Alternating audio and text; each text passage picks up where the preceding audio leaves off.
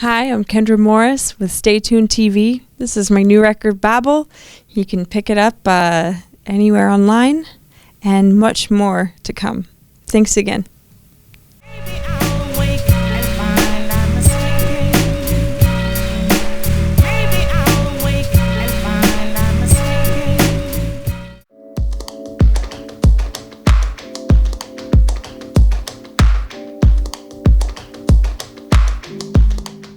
Bonjour à tous, j'espère que vous allez bien. Vous êtes sur Stay Tuned, bien évidemment.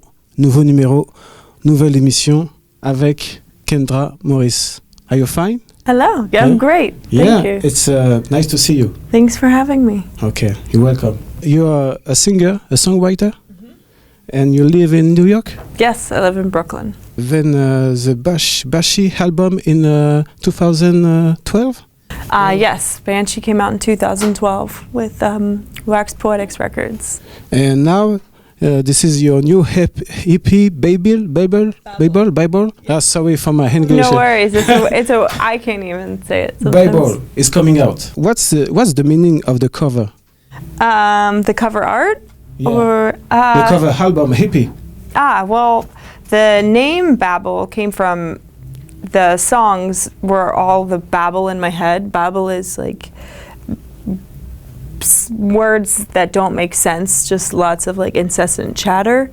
And I wrote the song from all the noise in my head. Just all the songs come from different influential places in my head, but I needed to get it out. And then with the cover, when I made the cover art, it was sort of the same thing. I split myself in two, and it's all this. That's why there's TVs coming up out of me, because TVs are kind of a noisy thing, and that was just sort of the metaphor of the expulsion of these songs. Why is this EP called Babble?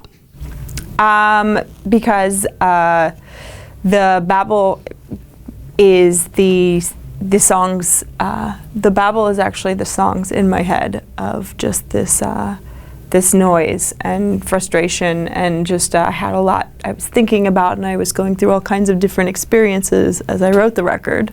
So they just wound up, each song is something different, completely different, something that I was either pondering or going through, and they just wound up being this beautiful thing that, you know, I describe as my mental babble, but became music.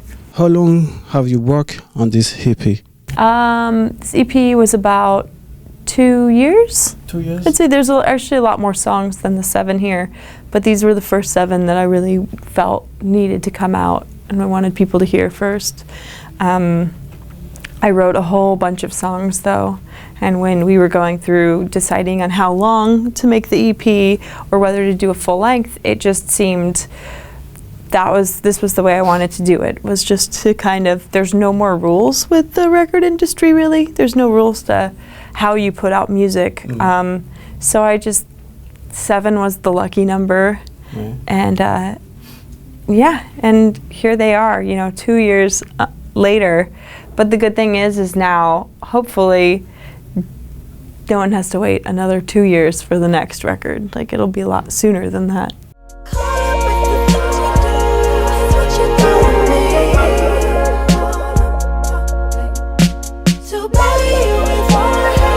Your first album, Banshee, was soul, rock, and pop at the same time. I find this EP much more soul. Would you agree? This one or this one? Yeah, this one. Yeah, definitely. I mean, I think definitely with this one, I started to really experiment with my voice in different ways and my writing.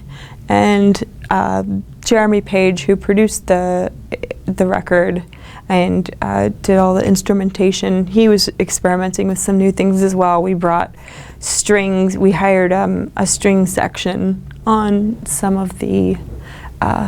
We hired a string section to play on some of the songs, and we also had been coming from so many different influences that, yeah, I think that there's definitely some more soul elements, but also there's new elements that come in that you can hear in the structures of the songs and the ways it was produced and what you know, we're constantly learning new things and into new things, and it just, yeah, it's definitely moving in some new directions. For sure. Okay.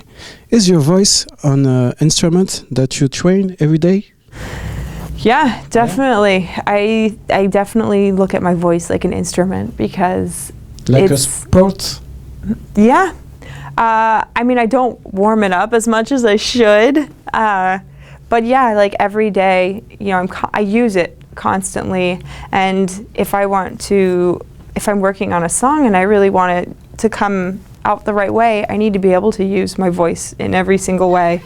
And I'm always constantly, like, especially when shows come up, I'm always trying new things, trying to reach a new note or a different tone. Like, as a vocalist, you have so many different tones in your voice. You have like a deeper register where you get some sounds, and then there's the head voice where you have a whole, it can sound like a completely different singer sometimes. And when you start to use your voice like an instrument, you start to tap into like, wow, I didn't know I could do this or this. And I do a lot of my own vocal arrangements on all the records, and you'll hear like lots of different harmonies or backgrounds, and that's something that, it's another way to use your voice like an instrument. It's a way that you can put a song together and to create different melodies and hooks and the ways that you want to express the song with all these different voices and ways to tell the story. Do you still like collage and drawing? Yeah, definitely. Well, that was, the cover is actually one of my collages. Like I decided, you know, like what way I was like, do I want to find someone to do a cover? Or I tried all kinds of I experimented in different ways, and it just finally, I was like, no one's gonna do the cover the way that I see it in my head, so I better just do this. And I mean, I love collaging. It helps me almost when I write music. Like, the more I'm doing another art form, helps me to go back to my writing and see it and come at it in a different sort of way. So with the collaging, it's always been, it's layers of pictures that are coming from all these different places, different magazines, books. Sometimes, you know, it's just like pieces of blank paper and colors and textures that I like, and then they create a picture that is some sort of mood I'm feeling or a story I want to tell. And that's the same way that I write a song.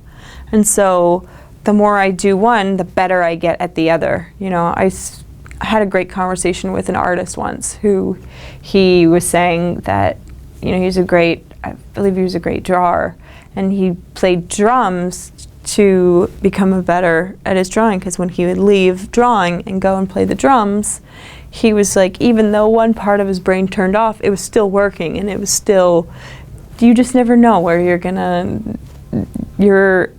just because you think that you're not practicing at something, you definitely still are. Brain never really sleeps, I guess. When she pulls, everyone, I take off all their clothes. I feel like you have a unique relationship with Paris. I'm wrong? Definitely. Yeah? This is maybe, I don't even know how many times this is maybe my 6th or 7th time here. And like, I love it. Like, especially like coming back this time, like I feel like so much more comfortable around the people. I'm starting to understand little bits of the language, or like characteristics and things that make you guys the Parisian community.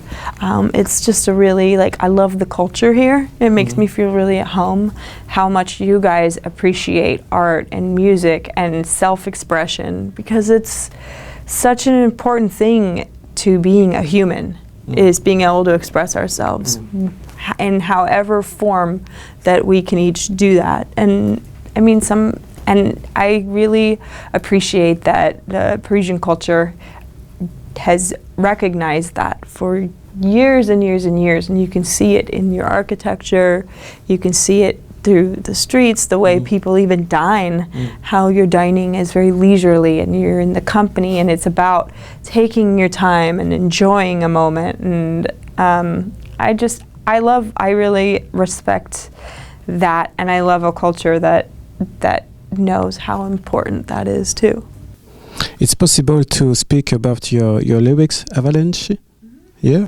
Okay. Avalanche it's actually, a lot of my writing is, I use metaphors, and with Avalanche, it's the metaphor of falling, of being an avalanche, of falling in love. How you say I'm falling like an avalanche, caught up with the things you do, to bury you with all I have. It's like an avalanche and I'm falling. Yeah. I'm basically saying like it's that moment of falling in love, and in the first person I'm just saying like that I've become the avalanche, the snow. Like when I wrote this, I kept seeing the avalanche, the way the snow just takes over everything, and like you're just kind of, you can't focus anymore. You've fallen in love and you're just taking everything down, and the snow, and it grows and it gets bigger and bigger, and it picks up more snow, so that way it's taking down more things, and it's just this huge feeling. Even if you were having like, life was feeling like the most monotonous thing, all of a sudden like this happens and that's it. You're an avalanche, and it's just, that's it. Like it takes you down, and it's just the big feeling of love, of that moment. How huge that feeling is.